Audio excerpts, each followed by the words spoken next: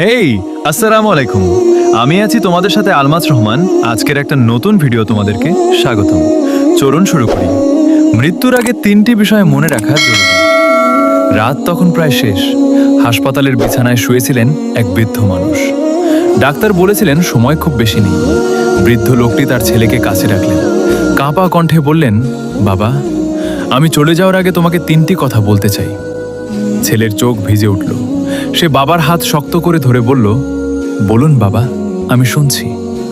বৃদ্ধ বললেন, প্রথম কথা, কখনো নামাজ ছেড়ো না। মানুষ তোমাকে ভুলে যাবে, কিন্তু আল্লাহর সাথে সম্পর্ক যেন কখনো না ভাঙে। কিছুক্ষণ চুপ থেকে আবার বললেন, দ্বিতীয় কথা, তোমার মায়ের যত্ন নিও। আমি না থাকলেও তাকে কখনো একা মনে করতে দিও না। এবার তার চোখে পানি চলে এলো। তিনি ধীরে ধীরে বললেন, আর তৃতীয় কথা, মানুষের কাছে নয়, আল্লাহর কাছে পরিষ্কার হৃদয় নিয়ে ফিরে যাওয়ার চেষ্টা করো। কারণ মৃত্যুর পর কেউ তোমার টাকা দেখবে না, দেখবে তোমার আমল। এরপর বৃদ্ধ লোকটি আকাশের দিকে তাকালেন। ঠোঁটে ছিল একটি ছোট্ট হাসি।